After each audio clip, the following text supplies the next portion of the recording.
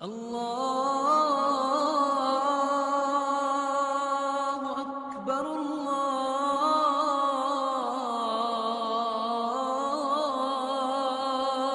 اکبر۔ سعد بن ابی وقاص رضی اللہ تعالی عنہ سے مروی ہے،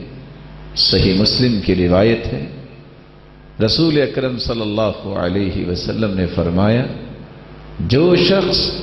اذان سنتا ہے ثم یقول، پھر ان الفاظ کو اپنی زبان پہ لے آتا ہے، اشہد ان لا الہ الا اللہ وحدہ لا شریک لہ وان محمدا عبدہ ورسولہ رضیت باللہ ربا وبمحمد رسولا وبالاسلام دینا غفر له ذنوبہ۔ جو شخص یہ کہہ دیتا ہے اشہد ان لا الہ الا اللہ وان محمدا عبدہ ورسولہ رضیت باللہ ربا وبمحمد رسولا صلی اللہ علیہ وسلم وبالاسلام دینا، یہ کلمات جس زبان پہ آ جائیں مالک الملک کہنے والے کے گناہوں کو معاف کر دیتے ہیں۔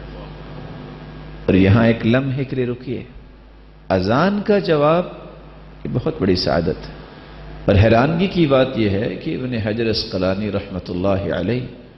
جو روایت لائے ہیں فتح الباری میں، من لم یجب الاذان لم يدخل الجنہ، جو اذان کا جواب نہیں دیتا وہ جنت میں نہیں جائے گا۔ اور اس کے دو معنی ہیں، پہلا معنی کہ جو اذان سنتا ہے پھر بھی نماز نہیں پڑھتا اور بغیر توبہ کے